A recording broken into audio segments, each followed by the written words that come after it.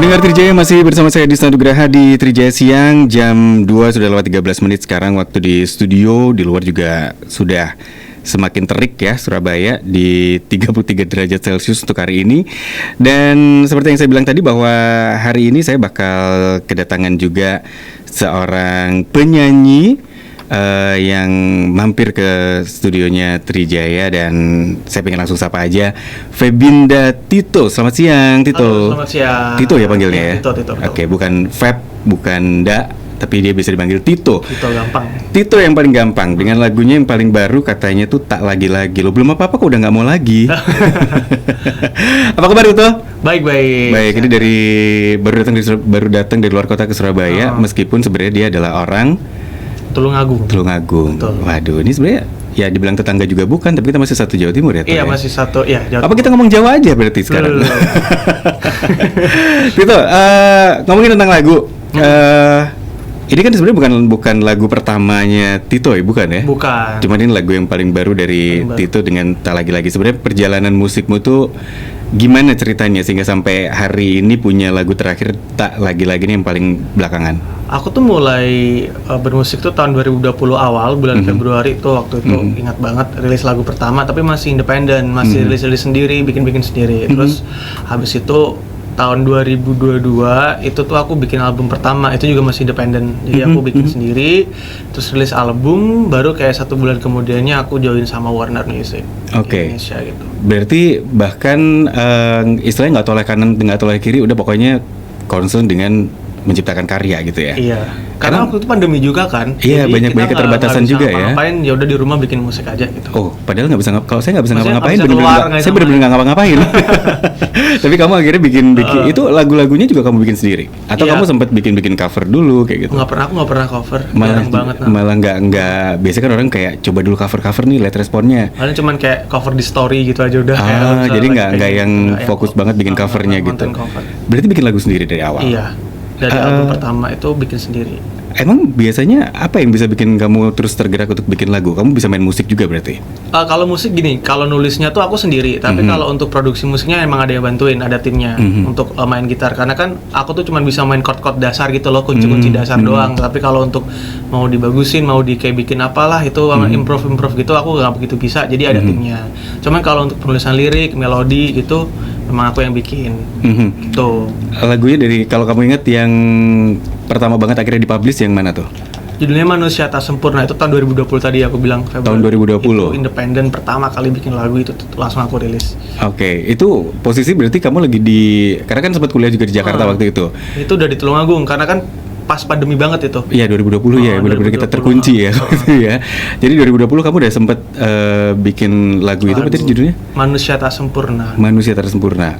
Sayangnya aku nggak punya untuk bisa jadi backsound, tapi kamu ceritain lagu itu sebenarnya apa nih? Kalau dari judulnya kayaknya agak sedih nih lagunya nih. Iya, jadi karena kan dulu pandemi ya, terus aku awal-awal hampir mau lulus, jadi kayak krisis identitas gitulah. Kayak aku kuliah habis ini ngapain ya gitu. Terus kayak habis ini kerjanya apa gitu, apakah aku akan memenuhi ekspektasi orang. Makanya judulnya Manusia Tak Sempurna. Di situ kayak ceritain kalau ya kita tuh manusia nggak ada yang sempurna guys, jadi nggak apa-apa kalau misalnya tidak bisa memenuhi ekspektasi orang gitu. Lebih ke curhat kayak gitu. Oh, ada curhatnya juga, dicurcol berarti dia dalam sebuah lagu ya.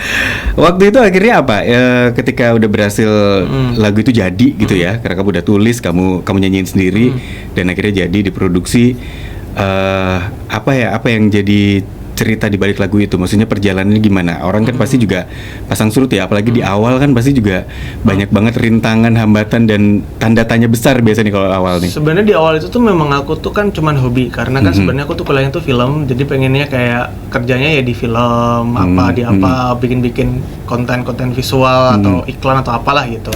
Musik itu cuma sampingan aja, kayak ya udahlah sambil berhubungan pandemi kan kita nggak bisa syuting, nggak bisa ngapa-ngapain, jadi kalau lagu paling gampang gitu. Terus setelah itu juga 1 tahun tuh kayak on off gitu, kayak nggak begitu berkarya juga, masih kayak ya udahlah cuma punya lagu aja gitu. Tapi tiba-tiba tuh awal tahun 2021 ada aku rilis lagu lagi, judulnya Pelarian. Itu lumayan viral di TikTok, lagunya yang judul Pelarian itu. Nah semenjak itu aku jadi kayak karena lagu ini viral, kayaknya aku harus fokus, ya udah kita bikin album sekalian gitu. Aku langsung kayak gitu, yakin bikin album. Akhirnya di tahun 2022 Februari rilis albumnya. Berarti harus ada beberapa lagu di sana. Ada 14 lagu. Ada 14 lagu di 2022 ya. Jadi dari 2021 tuh aku udah punya 3 lagu. Terus langsung dikejar sampai akhir tahun untuk dapat full 14 lagu. Oke, itu kamu semua? Iya, atau yang nulis lirik kamu semua? 14 lagu itu. Yes. Apa dari waktu yang menurut saya nggak terlalu panjang ya untuk bisa bikin, kalau saya satu lagu mungkin bisa sampai Pak Jokowi lengser belum kelar kayaknya. Tapi kamu dalam waktu yang cukup singkat itu semangat untuk bikin produksi sampai 14 lagu. Apa nih yang jadi challenge di sana? Karena aku tuh lumayan ambisius ya orang. Jadi maksudnya kayak kalau misalnya udah set untuk satu hal itu biasanya kayak harus selesai gitu. Dan memang lagi ada adrenalin dari lagu aku yang lumayan viral itu, jadi kayak ayo cepet.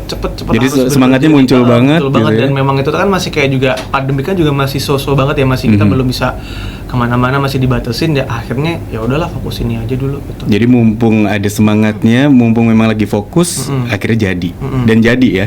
Jadi 14 lagu itu jadi. Termasuk apakah yang tak lagi-lagi ini? Tak lagi-lagi itu beda lagi. Ini itu bahkan udah di luar 14 lagu itu. Setelah 14 lagu aku bikin lagu lagi. Jadi menuju ke album kedua nanti.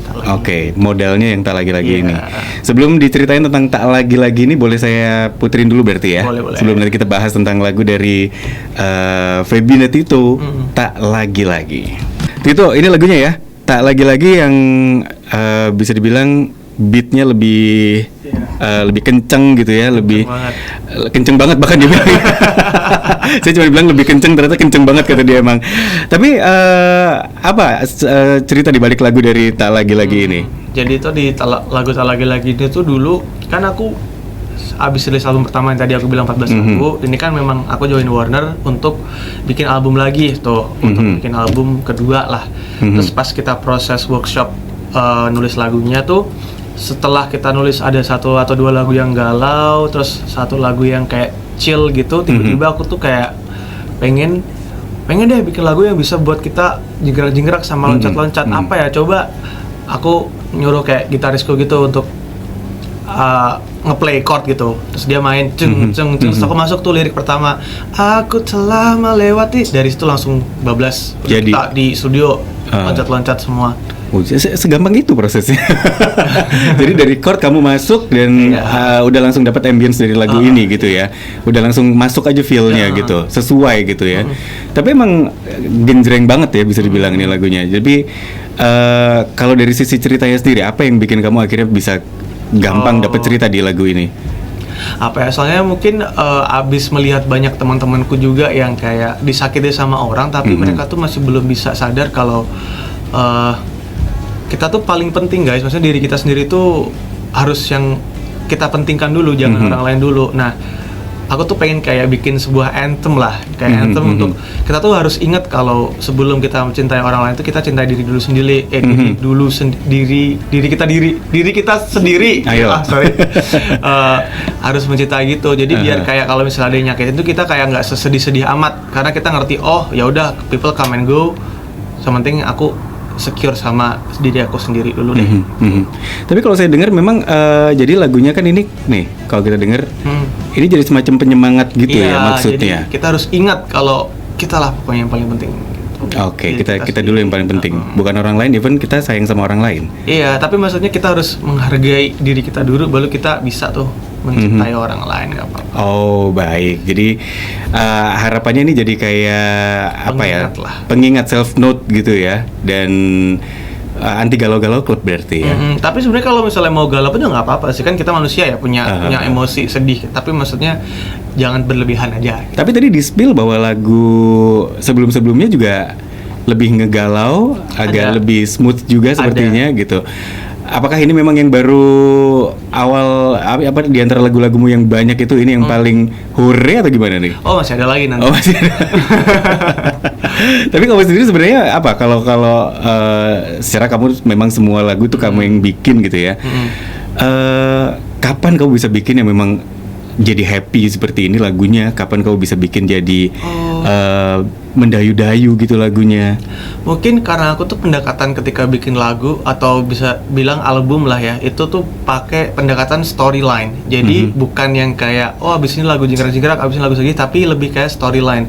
Aku mau bikin cerita apa ya di album ini? Kalau misalnya mau bikin cerita tentang perjalanan cinta atau misalnya apa gitu, pasti kan nanti nggak mungkin dong senang-senang mulu, nggak mungkin sedih-sedih mulu, pasti ada kayak apa ya, perjalanannya di situ. Nah, dari pendekatan storyline itu akhirnya ketemu tuh, kayaknya abis lagu ini kita harus bikin kayak gini, jadi ketemu kalau ada storyline-nya. Oke, jadi gitu prosesnya. Oke, saya pikir memang dari mendengarkan kisah pilu orang lain seperti itu. Enggak.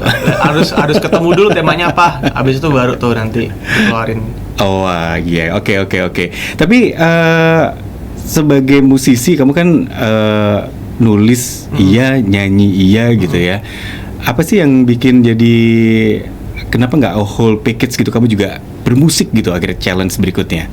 Karena biasanya kan kalau nulis lagu kita pegang alat musik, perform juga sambil pegang alat musik misalnya seperti itu. Aku pengen sih belajar alat musik instrumen untuk lebih jauh lagi pengen. Cuman mungkin belum ada waktunya aja kali ya. Karena untuk bisa menciptakan kebiasaan baru kan lumayan lama. Tapi sebenarnya kalau untuk main dasar kayak misalnya gitar yang bukan yang melodi gitu juga nggak bisa. Cuman kalau misalnya genjreng-genjreng bisa, piano juga bisa. Cuman kalau untuk yang advance banget belum bisa. Tapi paling nggak untuk cari-cari notasi lah ya gitu. Nah, ketika harus nulis lagu, tapi nggak harus juga sih sebenarnya. Tapi kamu pernah nggak mencoba untuk nyanyiin lagu orang lain gitu? Karena kamu bilang kan tadi cover pun juga nggak segitu concernnya gitu ya. Pernah nggak mencoba untuk temen ada lagu nih coba aku nyanyiin misalnya? Mungkin kalau cocok banget dan aku suka sama lagunya, aku mau ya. Cuman apa ya? Aku tuh selalu punya ide-ide sendiri gitu loh. Jadi aku keluar dulu deh ide aku sendiri deh. Nanti baru karena banyak ya. Udah ada spotnya aku akan coba yuk nyanyi lagunya orang gitu. Kayak idenya nggak habis-habis ya. Jadi ngabisin idenya aja belum kelar gitu ya. Jadi penuh terus.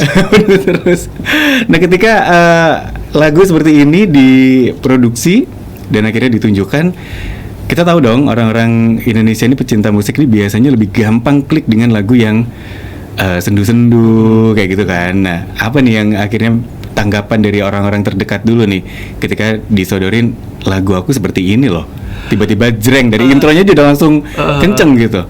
Jujur ada beberapa orang yang waktu itu tuh bilang kayak ini tuh rada gak nyambung loh sama lagu-lagu kamu sebelumnya yang galau-galau gitu, nanti gimana gitu. Apalagi yang sempat ngikutin ya. Terus aku kayak maksa karena kayak aku kan suka yang perform yang berenergi gitu, karena selama ini kalau perform tuh pasti sedih-sedih kayak lagu-lagu yang ya gitu, yang maksudnya lagu-lagu galau. Terus bosan pengen coba yang jingkrak-jingkrak harus gitu, ada yang meletup gitu terus ya. Tiba-tiba kalau nggak salah 2 bulan setelah rilis gitu viral di TikTok dan masuk viral 50 gitu di Spotify. Jadi langsung kayak kalian salah gitu. Pendapat orang bisa beda-beda ternyata gitu ya. Karena dia mungkin memang di satu sisi lagunya galau-galau, tapi ternyata dikasih lagu yang kenceng pun juga fine gitu ya. Apalagi memang yang penting kita yakin aja sama karya kita gitu. Betul, apalagi kamu bikin sendiri emang lagunya. Tapi next nih, karena sebenarnya hari ini juga Tito hadir dengan satu penyanyi yang lain juga, tapi karena berhalangan. Berkenalan dengan musisi-musisi yang lain, kadang satu panggung dengan musisi yang lain, ditantangin untuk kolaborasi juga. Apa yang jadi tantangan di sana? Tantangannya adalah kadang kan kalau kita perform atau apa kan pasti kita kayak ngelihat performnya dia, wah bagus banget, nanti kita gimana ya gitu kan, pasti di situ kan kayak selalu mengcompare diri kita dengan yang lain. Cuman makin kesini tuh aku makin jangan ngompernya sama orang lain, tapi compare sama aku yang sebelumnya aja. Udah kalau udah fokus di situ, kita nggak akan takut sama apapun. Jadi ketika udah ngeset mindsetnya untuk aku akan mengcompare diriku dengan diriku yang sebelumnya. Misalnya bukan yang kayak misalnya aku compare sama siapa gitu. Dia gini kok aku nggak. Nah kalau kayak gitu nanti stres sendiri. Jadinya malah nggak berkarya, malahan overthinking mulu. Kalau misalnya kita mikirnya sama sebelumnya, malah kita akan terus gerak meskipun kecil. Kita akan terus maju meskipun cuma kayak langkah-langkah kecil, tapi tetap maju gitu. Sempet nggak sih di panggung dengan penyanyi yang lain yang menurut kamu aku pas banget nih feel-nya yang kemarin-kemarin udah dilakuin? Sama siapa tuh? Banyak sih. Siapa ya kalau nyebutin satu-satu? Siapa yang paling berkesan ya? Yang kalau misalnya sesuai sama ini aku ya, mood jikrak-jikrak aku tuh sesama label juga. Aku pernah satu panggung juga, Kotak. Oke. Aku baru pertama itu ngelihat live-nya. Sebelumnya nggak pernah bisa Mas lihat live-nya mereka, terus gara-gara satu label akhirnya bisa pas di Bandung. Itu keren banget. Bener-bener kayak mainnya semuanya tuh wah. Aku harap bisa jadi kayak mereka sih. Suatu saat nanti, amin. Dan mereka juga nggak selalu jingkrak-jingkrak kalau lagunya ya. Iya sih, cuman ada kan beberapa yang kayak beraksi gitu kan kayak teret gitu kan, keren banget. Berarti emang lagi energi mudanya kayak lagi meletup-letup nih ya kayak Tito ya. Belum jompo gitu. Belum jompo. Mulai jompo sih. Tapi kan kalau kamu bilang album pertama udah 14 lagu dan ini menjadi kayak semacam langkah awal untuk juga ngumpulin lagu berikutnya di album kedua. Punya target-target tertentu nggak sih dengan awalan dari Tak Lagi-Lagi ini? Yang penting kelar dulu deh albumnya gitu, terus albumnya selesai. Tapi ini udah hampir selesai sih, tinggal 10% lagi udah selesai. Yang penting apa ya? Berarti ini sambil juga bikin lagu-lagu dalam album kedua terus nih? Sudah jadi udah komplit tracknya. Berapa biji lagu yang ada di sana nanti? Kira-kira 10-an. Ada 10-an?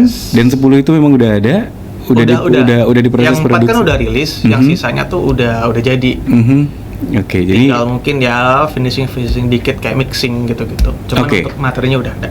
Yang aku salutkan adalah semangatnya untuk bikin album, karena album berarti nggak bisa sedikit lagunya gitu ya. Sementara biasanya penyanyi lain udahlah single dulu aja gitu. Jadi kamu kedorong untuk tetap dari album pertama yang banyak 14, yang ini bahkan bisa sampai 10.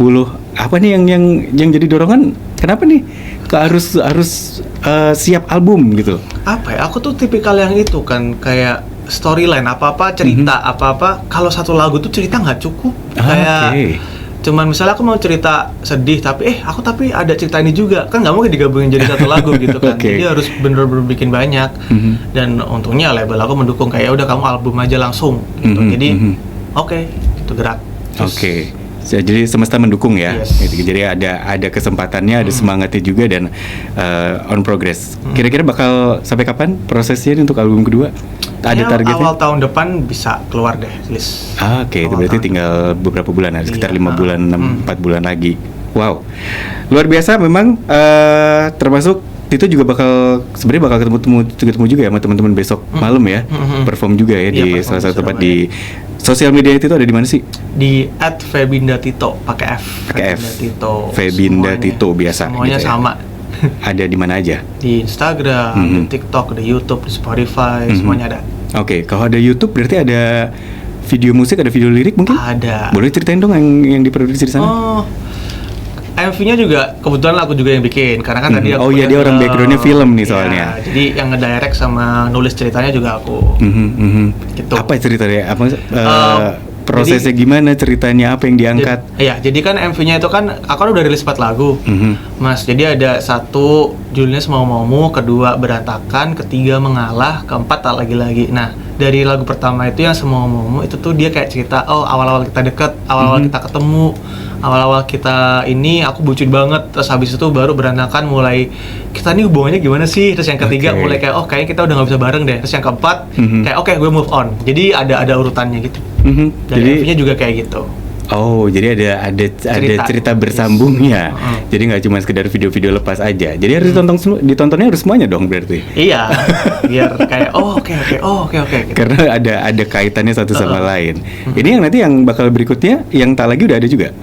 Yang Tak Lagi nih, yang kemarin tadi. Udah ada. Itu juga bersambung.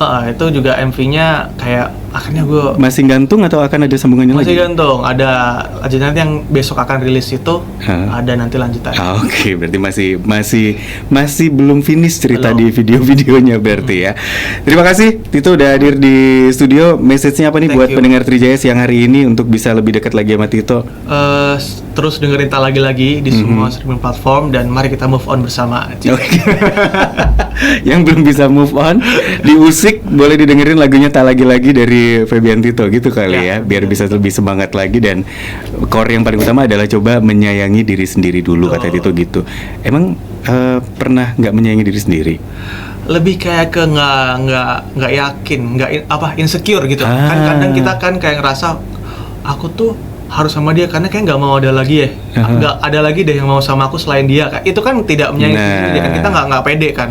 Akhirnya jadi apapun yang dilakuin sama misalnya mantannya yang toksik tuh dijabarin karena kita ngerasa kayaknya nggak ada yang bakal mau sama gue. Kan ada kayak gitu orang-orang kayak gitu. Nah, jangan gitu. Ada banyak, gak cuma sekedar ada.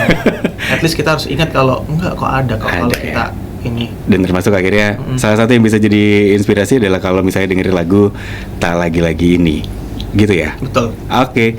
Tito, terima kasih. Thank you. Sukses buat perjalanan karirnya, termasuk juga performnya besok di Surabaya. Ketemu dengan teman-teman yang lain. Selamat siang, kita jumpa lagi lain waktu. Sehat selalu.